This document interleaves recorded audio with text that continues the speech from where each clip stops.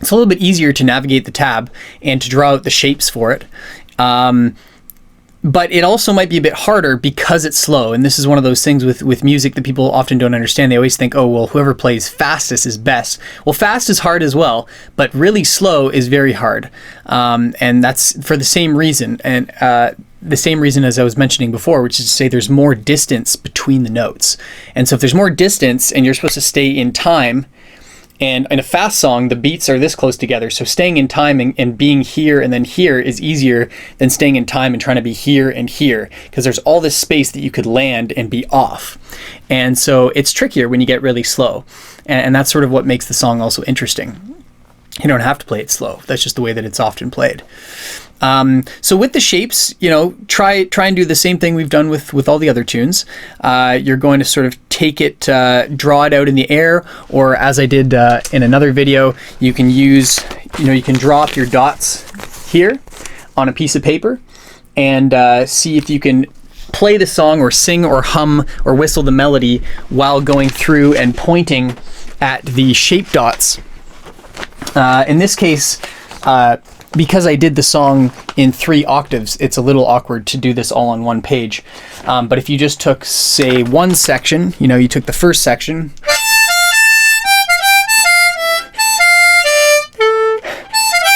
so that one would basically use just 4 dots. In this case, I'll just do a little example so you can see. This one has 3. Let's just include one more so you can see it.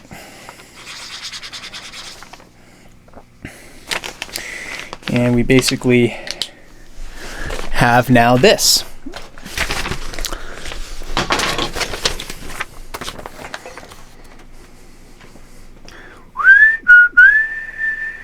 So here we have sort of the template that you can use, and you can use your pen as you go along and start to trace the melody as you sort of do the rhythm and hum and sing the melody at the same time. So that's kind of the concept, and that's what I'll be doing, for each of the tunes. And you'll see that over time it becomes very easy to memorize the tunes without even having to consult much of the tab. And also, the other thing with this one that you have to do correctly here is you have to include the bent note.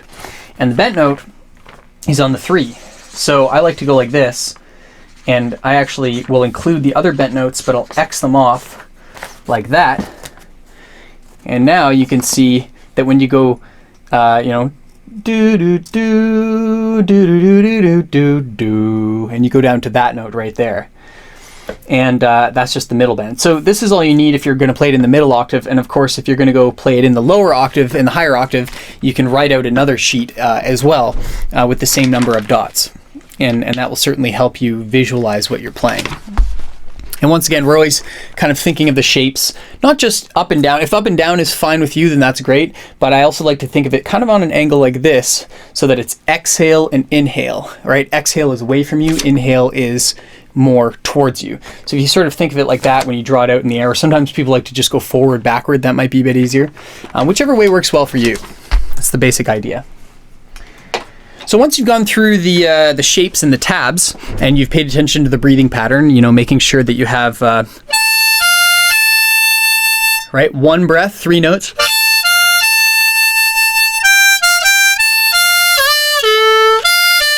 Also 3 notes, right?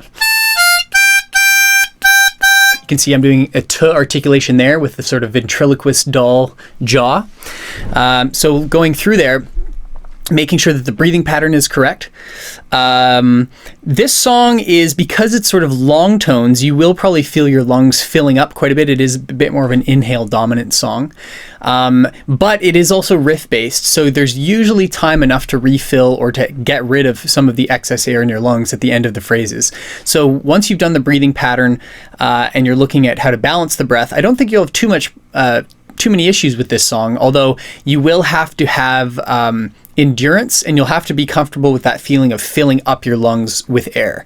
And so if that's a bit uncomfortable for you, I would go way back to the breathing module and take a look at some of the exercises on endurance, like the timing test, and just exercises that get you comfortable with opening your lungs and really filling your lungs up with air, and learning how how much more capacity you might have than you think. Because part of it is just being comfortable with the discomfort of having your lungs that full or that empty.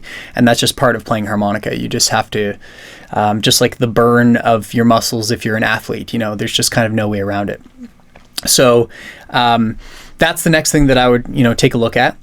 In terms of the bent notes, there's really just the one bend in this one, the middle bend on the 3, and you can see that this bend comes up a lot. If you've been looking at the other songs, it's a very important bend to be able to get accurately, is that A on a C harp, or the 6th scale degree of the C major scale. And so that one shows up, and you can certainly make sure to punch it with a K articulation, as always. And when it comes up, you could also, because we have time, you could also just do a bit of pitch vibrato on it if you've started to work on that. Right? Or jaw vibrato, or a little bit of both. I like to kind of mix them together.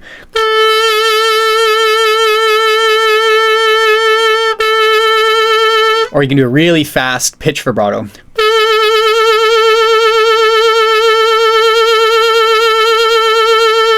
Right? Just to add some flavor to it. And the other thing you can do is anywhere where you have a bendable note. So anywhere from 1 to 6 inhale or 7 to 10 exhale, you can scoop into the notes that are in the tab. So for example, we start on a 6 inhale, and 6 inhale you can bend. So that's why you can, if you want,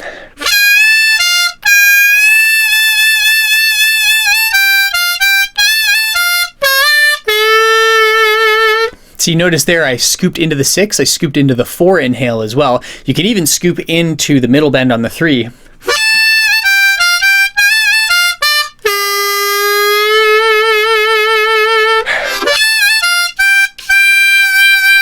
And usually what I try and do is, you know, once you've learned the basic way of playing this with, of course, no vibrato and very few dynamics and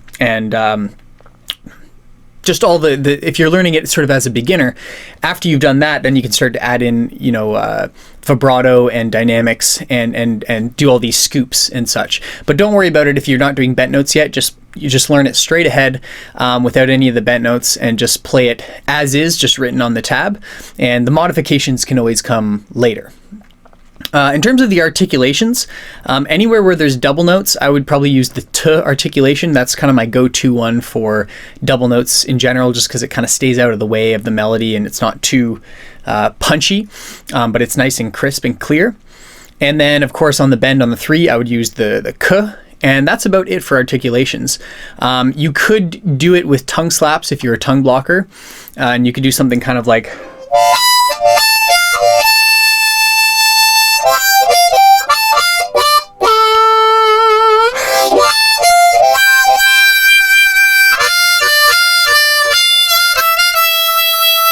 So you could do that just to give it a bit more crunch. Kind of just depends on what way you want to do it and what who you're playing with. If you happen to be playing with other musicians, it's up to you. You can try it in different ways.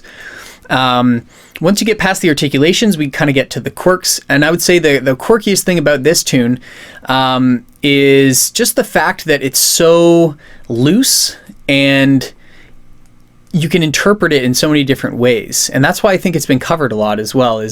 I mean, it's an interesting song to begin with, but the melody has been interpreted and reinterpreted in all these different ways. And so therefore, I think that's the most interesting thing about it, is what rhythm you will come up with that matches with the melody. I mean, the melody is so distinct that you'll recognize it, you know, even if you change the rhythm a lot. But it's sort of this chameleon song where you can melt it into different versions and it still is somehow summertime, you know. And some other songs are just more, you can't really do that, you know, it'd mess it up too much. So have fun with this one. It's a real common tune. Almost everybody recognizes this. You know, if you have it down, you can play it at a party. Some people might know the chords. There's very simple chords to play on the guitar or on piano. And yeah, just a really great tune to play with. So go ahead and try that out. See if you can get the basic version first. Hum the melody to yourself. Forget about clapping the rhythm. I'd say that's kind of useless in this case. And then if you know how to bend, start working those bends in and working a lot on dynamics and vibrato. Any of these slow songs, that's a huge opportunity to work on those extra additive effects that you can that are not possible to do, or that are kind of hard or pointless to do on really fast songs. So the slow songs give you a lot of opportunity for expression. So really work with pulling the volume up and down, and chewing on the notes, and just treating your air like putty, making it into all these different shapes to make it very interesting. That's what's kind of fun about this song, and you can be really kind of saucy with it. So enjoy that, and in the future I might make a sort of a virtuosic version of this where you can see all the little cool modifications you can make with the chord changes. But for now, that should be enough.